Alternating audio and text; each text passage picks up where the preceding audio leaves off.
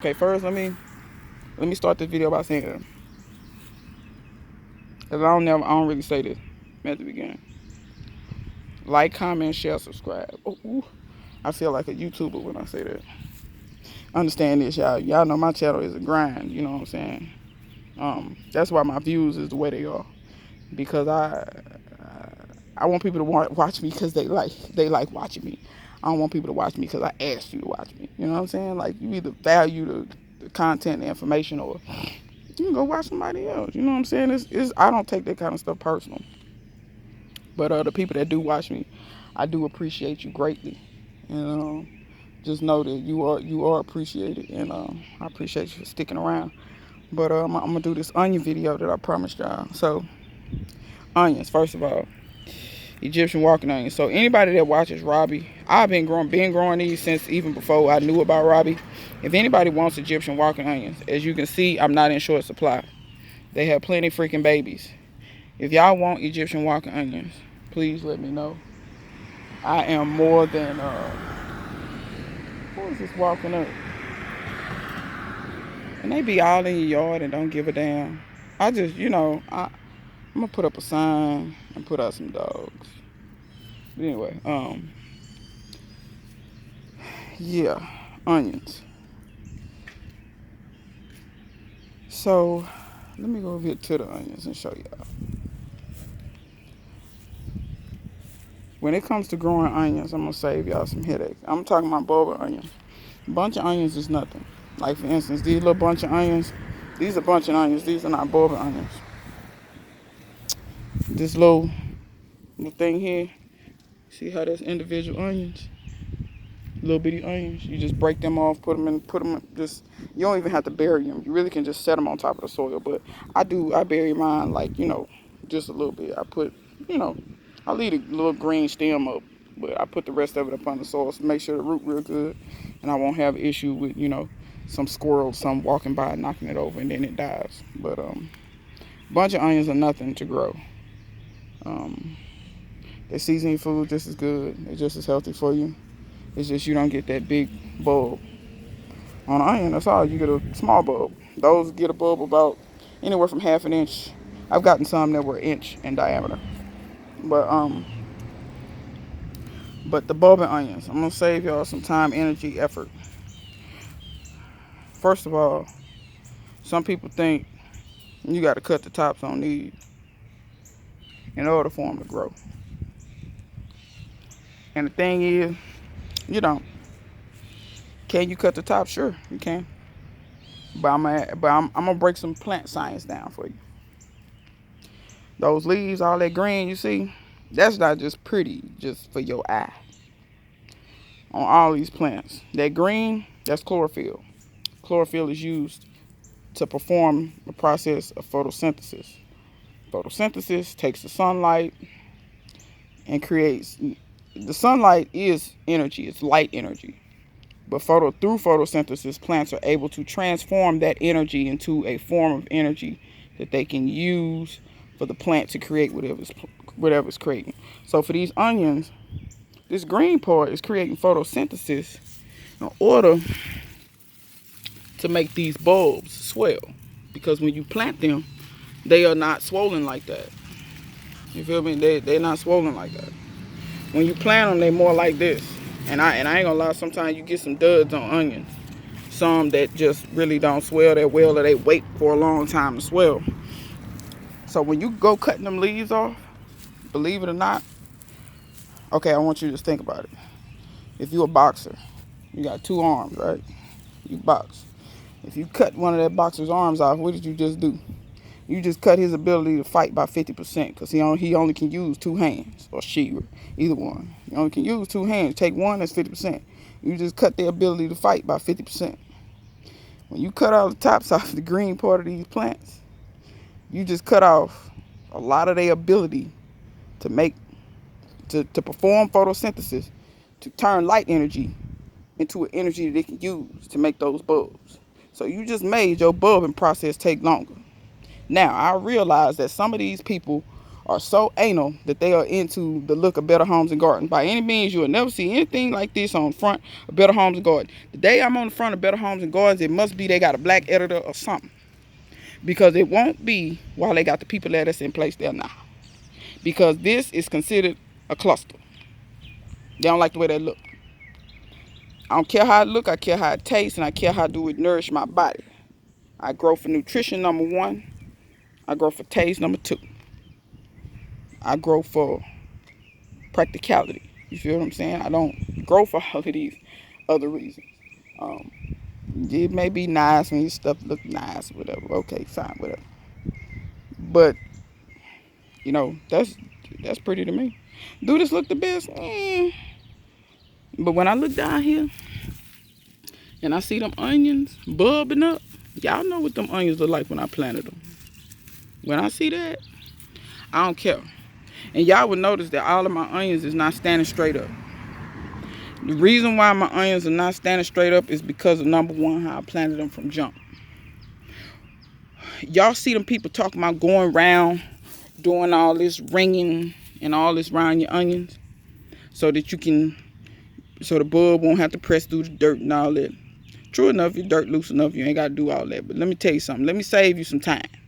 Because some of these people, y'all growing a lot of stuff. You ain't got time to be doing that to each and every onion, especially you growing 200, 300 onions. I mean, maybe you do. I'm always curious. I would love to walk around with certain people and just see what they do throughout their day.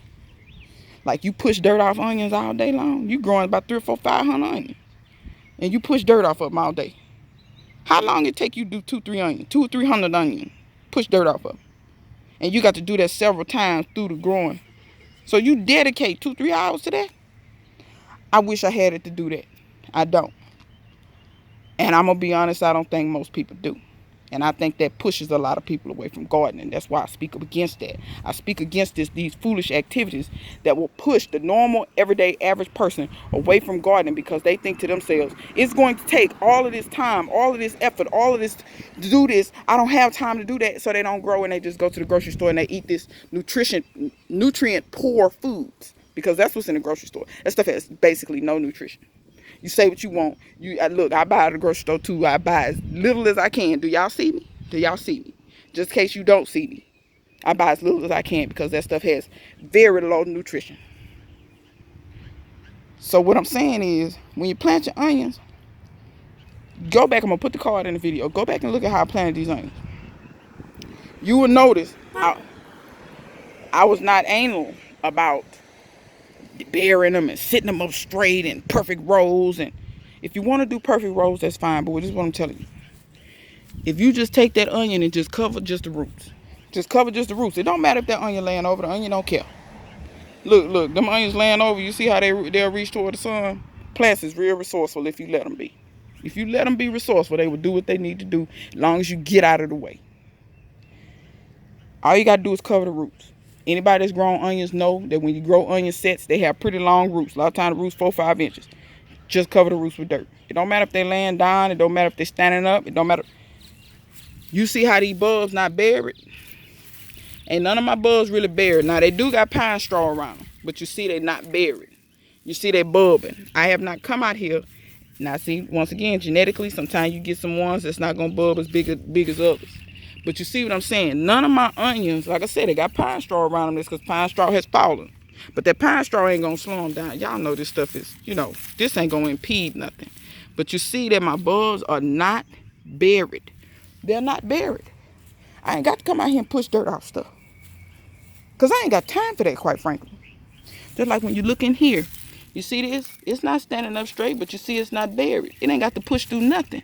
It got a little pine straw around it. Same thing with this one. This one is bubbling. It ain't got to push through nothing. Now, keep in mind, I started those from seeds. I don't know how big they're going to get. We're going to see. My other ones I started from seeds is down, way down in here. Now, I ain't going to lie. I didn't know these. The onions still looking all right. Let me see how they looking. They ain't looking the best because they're getting shaded out. I can't remember how many potatoes I planted, and I didn't think they was going to take off like this. But you can see that I did not bury that bulb, and I ain't got to push no dirt back. What I might do is lift some of these tops so that the tops can get a little bit more. If the tops is a little bit more straight up, they get a bit more sunlight. Anyway, I'm gonna tend to that in a minute. But what I'm telling you is, if you'll set yourself up for success when you first plant your onion, set yourself up for success where you ain't got to do all that extra work, y'all. But I want to leave y'all with that. Now, I'm gonna go back and do a redo of what I talked about a long time ago. That I'm pretty sure that video ain't really been seen very much. I'm gonna put the card in the description. But man, I want to ask some of y'all something right quick though. Y'all know I don't label, and it's my fault. Don't clown me too bad. I believe this is passion fruit. Y'all tell me, not this. That's Lady Cream Peas. I know what that is. But this here, is this passion fruit? I know this is 1, 2, 3, 4. I know them all the same plant. And it's got to be what I planted, because they all came up dead in the middle of when I plant seeds, I plant them dead in the middle of the cup. These are the baby leaves, and then the true leaves look like this. They kind of pointed. Is that passion fruit, y'all? Is that what that is? If y'all know what that is, tell me. But I want to talk about this over here right quick. Lord, them birds, they singing loud. Cats must be over there bobbing. Got to be. But anyhow.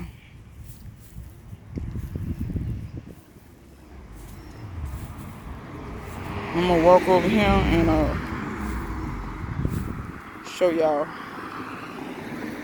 Now, really, all I got on here right now is females, so I ain't going to tear them off.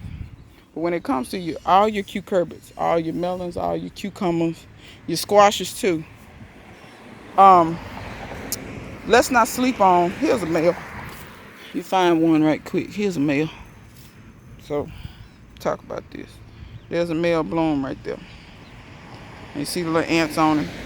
So, y'all probably say, why is ants on? It ain't no aphids on there, y'all. Those ants are actually sweet ants. They're pollinators.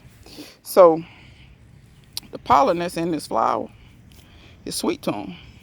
They harvest that pollen and they take it back to the wherever I guess they got a nest somewhere. It ain't in that bed though. But anyway, they take that pollen and they I guess they eat it. I mean, I need to look that up to see exactly how they make that work. Because bugs don't always eat stuff. Like bees, they don't technically eat that pollen. They process it more or less and turn it into other stuff like honey, and some of the pollen gets used in the making of the wax. That's why the wax is the yellowish color that it is.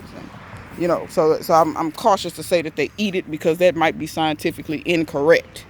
And that's, I don't want to do a video trying to become correct with y'all and I'm saying the wrong term. So I'm going to go light on that they eat it. I know that they do something with it, but how they do it, I don't know. But I know that they harvest the pollen. And that one ain't going to harvest no more pollen because he was on my hand. And sweet ants don't bite, but I kill them anyway. Anyway, call me a murderer. These are actually very nutritious for you.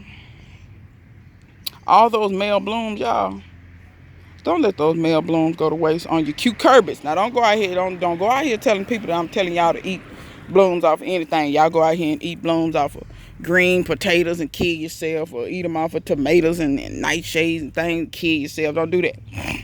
Male flowers. And I'm saying male because you want to pick out female because that's your fruit, right? But you see there's way more males than females, so don't let them go to waste. That pollen, and if you think I'm lying, look it up. That pollen has a nutritional value. You know how you can buy bee pollen? Now, I'm not talking about... Now, this is regular raw, just pollen. Bee pollen has actually been processed by the bee. And it's mixed with some other things. The bee actually mixes the pollen with some other things. So bee pollen is good for you, but it has other stuff in it. This is just straight pollen, but it's still very nutritious. And I know y'all gonna ask me, what do it taste like? It ain't really much of nothing. It don't really taste like much of nothing.